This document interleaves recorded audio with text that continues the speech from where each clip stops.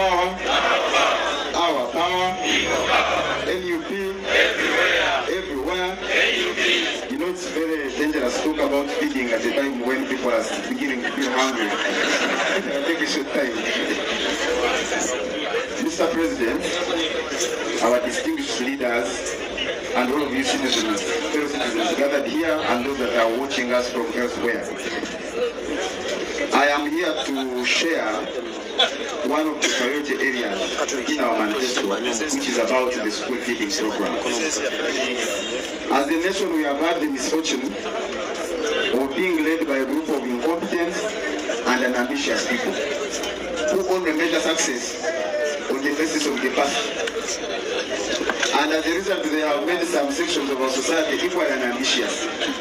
And when we present a very fine picture of how a new Uganda, the future will look like my colleagues have ably done, there are many people who doubt whether it will be implemented or not. The school feeding program is a multi-sectoral, multi-purpose, and multi-dimensional program that is intended to achieve about 4 objectives under the bigger idea of NUP's plan for improving the quality of life of Ugandans. Because a government which cares about its people, a government which is people-centered, will automatically focus on improving the quality of life of the citizens. So the first objective under this plan, the plan is basically about providing a meal to the school-going children at primary level every day, a hot meal that is nutritious. And of course, we are going to do a survey, and the materials will be sourced from the homesteads in this country. So the first objective is to boost household incomes. And how do we intend to achieve this? We intend to elevate the household in Uganda into a production unit that will produce these raw materials that will be procured for purposes of feeding the children at school. If you are in an area, for example, that produces soya bean, and we know that it's a nutritious product that will help to boost the growth of these children, that will help to eliminate malnutrition-related diseases, then the investment will be in soya bean to make sure that the different households in that area are supported to produce soya bean, which will be procured by the school to feed the children. If you are from a fishing community and you have silverfish mukende, or you have fish, the investment of the NUP government will be in that sector to make sure that the households are able to supply the school with this product and earn money, but also feed the children. If you are from a milk producing community, and we have so many people who have been struggling with market for their milk to the extent that sometimes you see they are pouring it, sometimes they are selling it at 200 shillings a litre, when in Kampala it is 2,000 a litre. We are going to provide a market at the nearest school. The government of NUP will procure the milk, feed your children will be healthy, but your pockets will also be healthy. The other aspect related to that, away from boosting the household incomes, is boosting agriculture. Agriculture is the leading employer in this country. However, it has not received sufficient support from government. And one of the challenges that the farmers face is the lack of market for their products. I've given you an example of milk, and there are several other examples where people are struggling to find market for their products. Sometimes they are even cheated by the middlemen and middlewomen, but also cheated by the so-called industrialists who are protected by the cartel whose ambition is only to extract money from the population.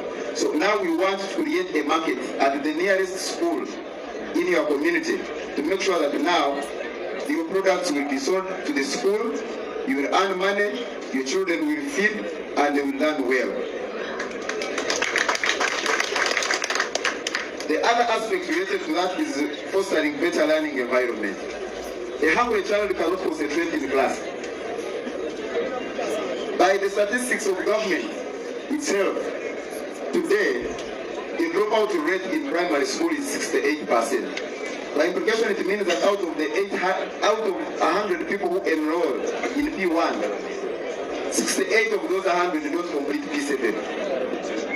And that is a time bomb. And my colleagues have already explained the other interventions that our government is going to come up with, including the increment on the capitation grant from the 6,000 per term to a more reasonable figure.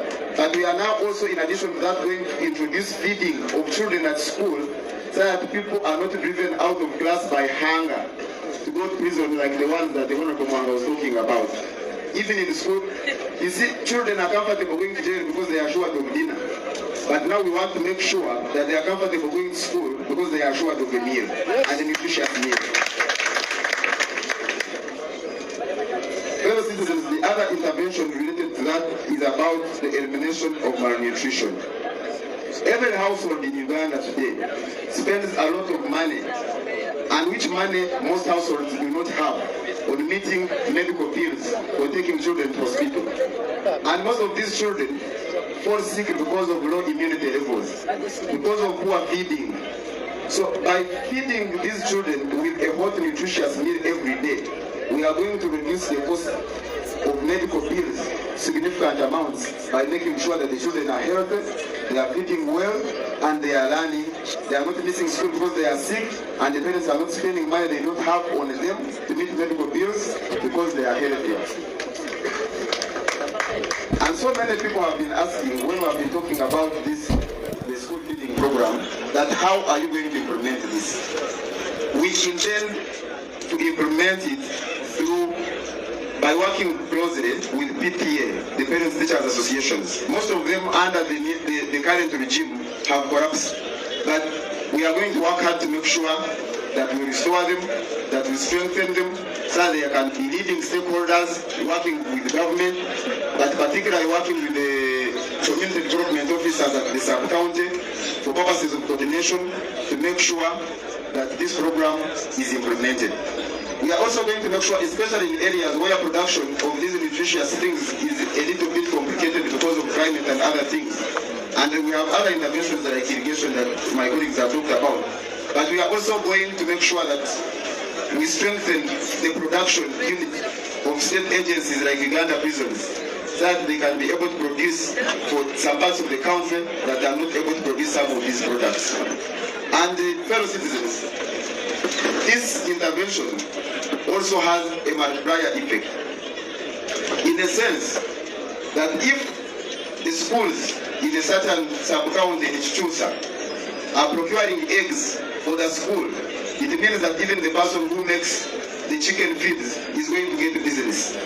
It means that some young people are going to get jobs to work in the poultry farm. It means that some young people are going to get jobs to work in the feeds factory.